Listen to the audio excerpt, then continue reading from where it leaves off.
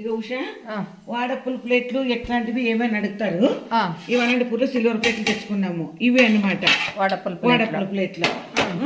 కొంచెం ఇట్లా ఆయిల్ పూసి ఫస్ట్ మందం వస్తుంది అనమాట. ఇక వచ్చే చూడు ఇట్లా తట్టుకోవాలి. అట్ట తడితే ఇట్లయినా చూడు 10 సంవత్సరాల ప్లేట్లు అనమాట. ఇవి అవి ఈ కలర్ వచ్చేస్తాయి, కానీ గట్టిగా తిక్కరాదు. బూడిది గానీ సబీనా గానీ ఊరికే సోప్ నీళ్ళు వేసి కడగల.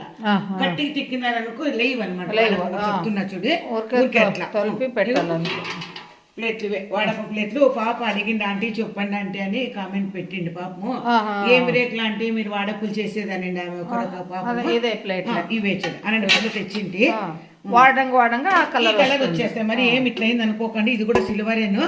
పెట్టి ఇట్లా కలర్ అయింది.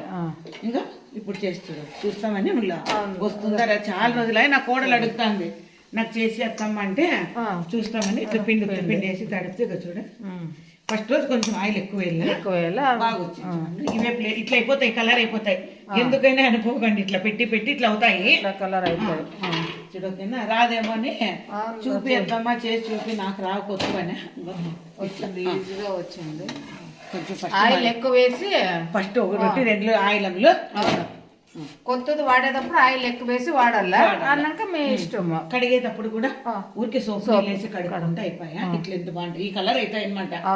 రాగి వాడప్ప తట్టుకోవచ్చు, జొన్న వాడప్ప, బీఫ్ వాడప్ప, పల్లిచా ఊరికి ఎట్లంటే అట్లా ఈ దోశలాగా కూడా తట్టుకోవచ్చు. సూపర్గా వస్తాయి. కొంచెం ఆయిల్ ఎక్కువ వేసుకోవాలి. ఎంత పలిచాగా వస్తాయంటే అంత పలిచాగా వస్తాయి. చూస్తావని నేను లావు తట్టినా. అవునవును వస్తుందా నేను కూడా వాడలేదు. కరెక్ట్. ఓకేనా? ఓకే.